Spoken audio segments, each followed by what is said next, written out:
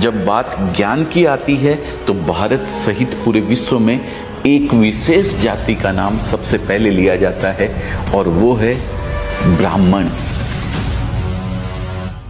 ब्राह्मण केवल एक जन्म नहीं, एक कर्म है, एक पद नहीं, एक जिम्मेदारी है, एक अधिकार नहीं, एक कर्तव्य है। ब्राह्मण वह है जो सर्वे भवन्तु सुखिनः का मंत्र न केवल बोलता है बल्कि जीता है, जो वसुदेव कुटुंबकम की भावना को हर सांस में महसूस करता है।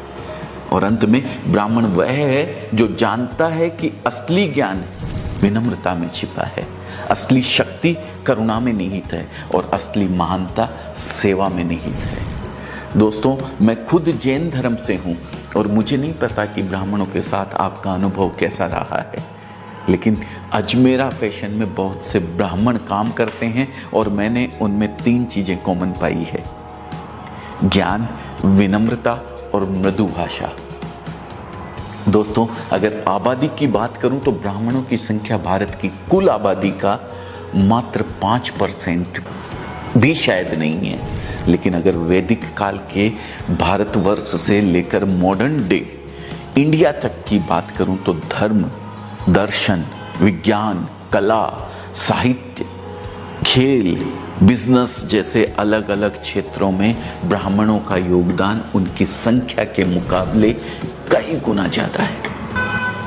कुछ फैक्ट्स बताता हूं जिसे जानकर मैं खुद आश्चर्य में पड़ गया था। दोस्तों, आज तक सिर्फ 9 भारतीयों को नोबेल प्राइज मिला है, इसमें से 6 ब्राह्मण हैं। अब तक 48 व्यक्तियों को भारत रत्न से नवाजा गया है, जिसमें से 23 ब्राह्मण हैं। भारत में अब तक 15 प्रधानमंत्री हुए हैं, जिसमें से 6 ब्राह्मण थे और उनमें से एक श्री अटल बिहारी वाजपेयी मेरे पसंदीदा पीएम रहे हैं। अगर भारत के इतिहास को एक किताब में संजोया जाए तो ऐसा कोई पन्ना नहीं होगा जिस पर ब्राह्मणों ने अपनी छाप ना छोड़ी हो। याद कीजिए महर्षि वाल्मीकि को, जिन्होंने रामायण जैसे महाकाव्य की रचना की, या फिर वेद व्यास को, जिन्होंने महाभारत लिखा। वे ब्राह्मण ही तो थे। और वो मनोज कुमार का गाना तो आपने सुना ही होगा, जब जीरो दिया मेरे भारत ने, जब जीरो दिया मेरे भारत ने, भारत ने मेरे भारत ने। वो जीरो देने वाला कौन था? आर्यभट्ट, एक ब्राह्मण। और आर्यभट्ट की लिगेसी को आगे बढ़ाने वाले भारत के सबसे महान गणितज्ञ श्रीनिवास रामानुजन कौन थे? एक ब्राह्मण। आयुर्वेद के जनक सुश्रुत कौन थे? एक ब्राह्मण। आज योग पूरे विश्व में विख्यात है। योग सूत्र लिखने वाले महर्षि पतंजलि कौन थे? एक ब्राह्मण। अपनी जटा में प्रतिज्ञा की गांठ बांधकर अखंड भारत की नींव रखने वाले चाणक्य कौन थे? एक ब्राह्मण, जिनके बताए अर्थशास्त्र और चाणक्य नीति का आज भी कोई जवाब नहीं है।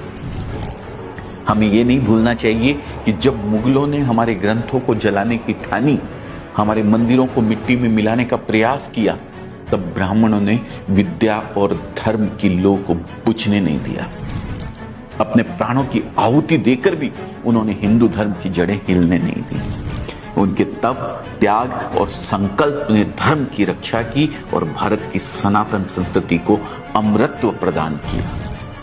पेशवा राजवंश के बाजीराव ने 41 युद्ध लड़े और सभी में विजय प्राप्त की। मुगल साम्राज्य की चूल्हे हिलाने वाले पेशवा एक ब्राह्मण ही थे। 1857 में भी अंग्रेजों के खिलाफ युद्ध का बिगुल ब्राह्मणों ने ही बजाया था।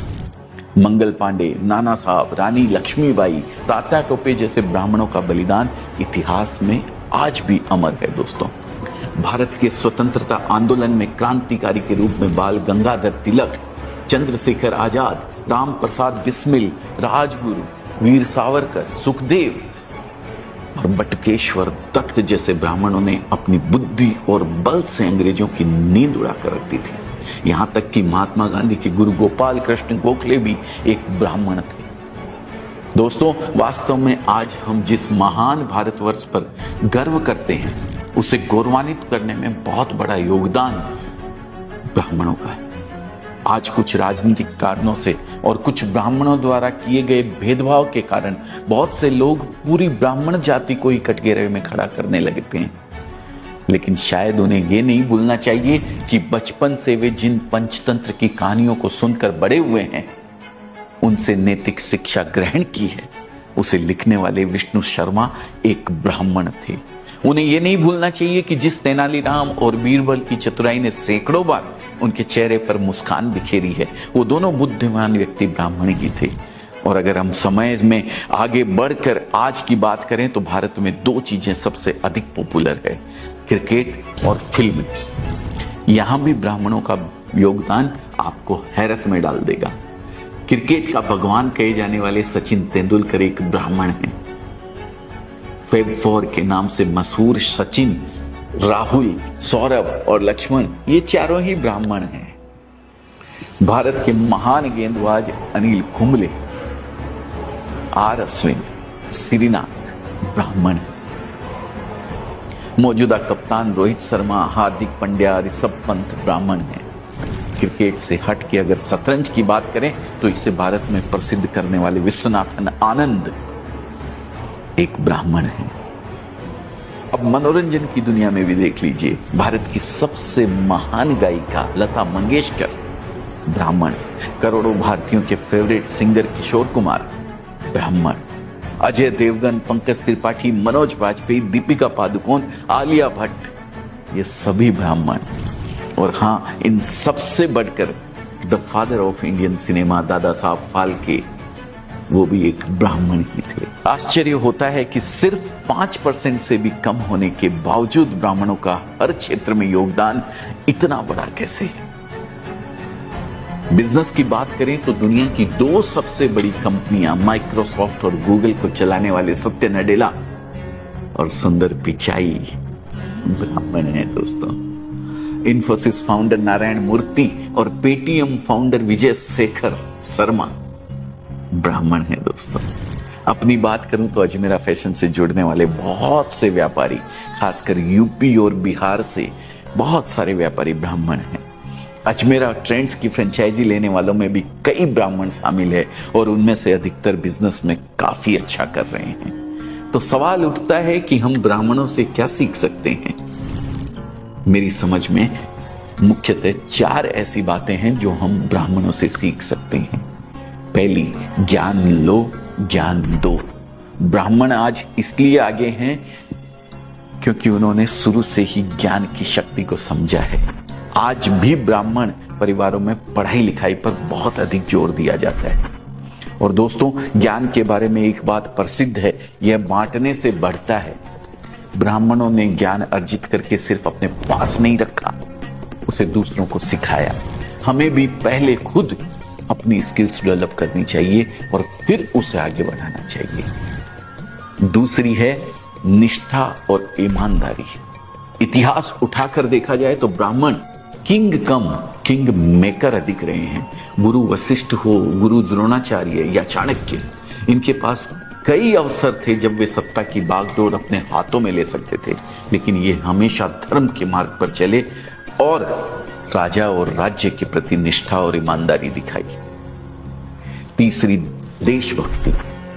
ब्राह्मणों ने शुरू से ही राष्ट्र और धर्म की रक्षा के लिए अपने प्राणों की बाजी लगाई है, चाहे वह मुगलों का आक्रमण हो या अंग्रेजों का अत्याचार।